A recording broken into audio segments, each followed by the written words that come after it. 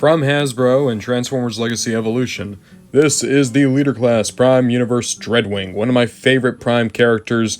The character I always think of when they say, hey, what's a character that didn't get the death that they deserved? Oh, spoiler alert for a 10-year-old show. Dreadwing is great. Of course, we already got Skyquake earlier on. A good reviewer would probably show Skyquake in this review. I'm not a good reviewer. I don't want to pull him out. He's at the back row of the shelf. So we're going to take a look at Dreadwing. Just now, they're exactly the same. It's just where there's blue on Dreadwing, there is green on Skyquake. But here on the back, you can see just absolutely great looking figure. I've already messed with Skyquake before. I'm actually excited to make a review of this mold. So why don't we actually open him up now? I just want to say this now, this figure already has major brownie points with me because it came packaged in vehicle mode. This is a kind of childish thing, I might say, but when I was growing up, the Transformers were packaged in vehicle mode. That meant that to see the robot, you had to go through the transformation, and there was something magical to that. Like, this is just the nostalgic old idiot in me talking, but I loved the idea that you got the vehicle mode, and that gave you a reason right then and there, transform it, learn the transformation. And then when you actually got to see the robot mode, it was like a little sense of, yeah, I did that.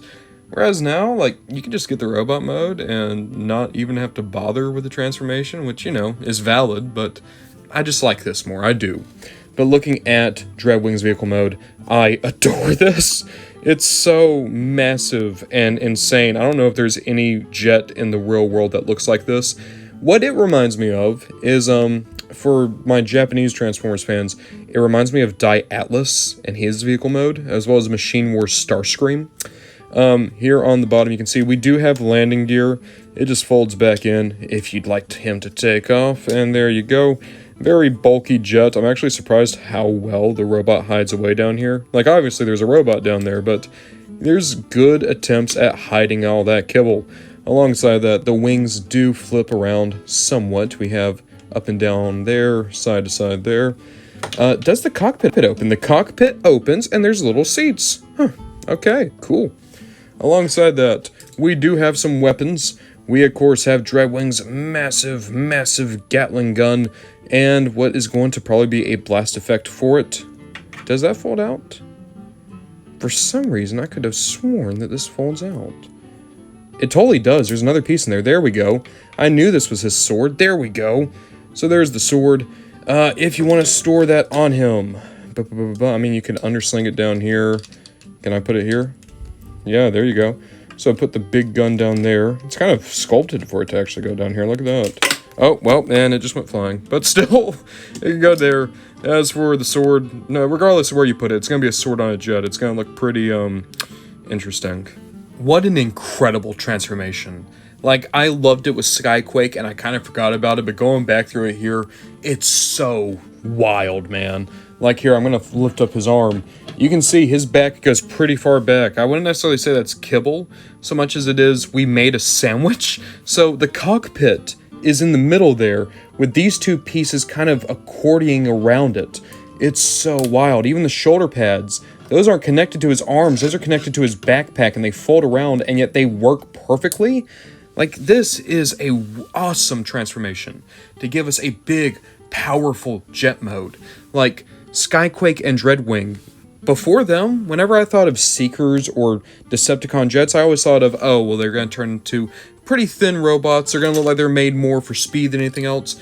These are the guys that showed me all the way back in Transformers Prime, no, it can give you a beefy bot. And it's keeping that tradition alive right now. I'm going to say this again, you know what it reminds me of? Universe King Atlas. That's a figure I've not thought about in years. I really need to go pick him up. But let's talk about this boy right now. So this figure is an absolute unit. The colors look perfect, but he also articulates incredibly well.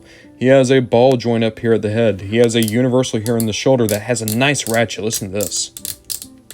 Also, through the transformation, you have a butterfly joint here, and the shoulder armor can move to get out of the way. You have an upper arm cut. There we go. Ooh, one sec here. There we go. Bit stiff on mine. And then we have a good double jointed elbow, though it only gets you a little past the 90. You have a wrist down here at the hand. It can also go back and forth like this. You have a very good waist joint. Ratchets down here, detents really, for the hips. Go that far out. Look at that. Double jointed knee. Look how wild that can get.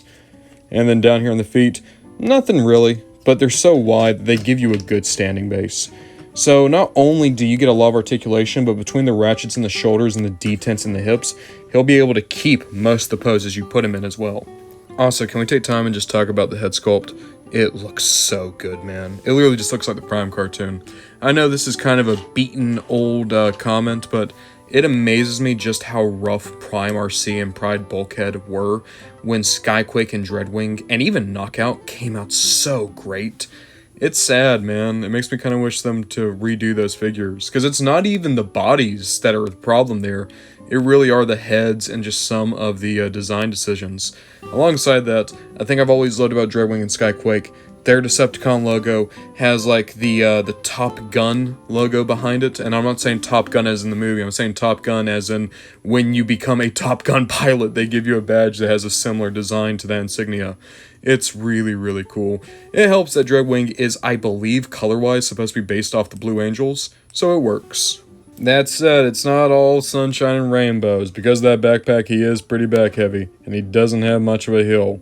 It's not to the point where I just can't pose him. You can get him posed very well. Just be aware that he's always going to lean to the back just a bit.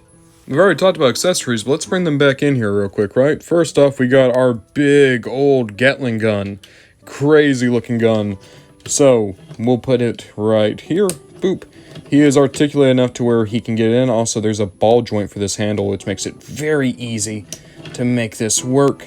And then get him a good shooting pose. Let's see here. Doop. There we go. There we go. There we go. There we go. Yeah. Boop. I think a good way to distinguish Dreadwing from Skyquake is if you give one the gun and one the sword. I think I'm going to give Dreadwing the sword. Skyquake, I know he used the sword, but I think of him more as using the gun in the one episode he had. But hey, it looks cool, the gun does. But let's talk again about that sword. The sword's not the best looking, but it does feel pretty solid, and it looks, well enough to work. My big issue is, as articulated as this guy is, I would have loved a little bit more wrist action, but that's kind of a complaint I have about every sword-wielding character. The hinges just don't work there, but you can still get him into some pretty sick poses. Dreadwing with a Starscream that he absolutely does not go to. I like this figure so much. I don't think he's like a pinnacle or anything, but I think he is a very, very good Transformer at a big size, and between him and Skyquake, he's still pretty readily available if you just want to get one or the other. I think the two of them together isn't going to be super worthwhile just because, hey, guess what? In their own show, they never interacted. But if you can get one, I would definitely say pick up Dreadwing. He was more important to the show. He's more memorable. I honestly like his colors more. But Skyquake is still really good, and he's probably going to be easier to pick up in the long run because of all the reasons I just said. Big reason why so many people picked up Skyquake was because, well, they didn't want to have to wait to get Dreadwing. This figure is awesome. If you just want a big, beefy Seeker, this is more than your guy, and I give him a big, hearty recommend.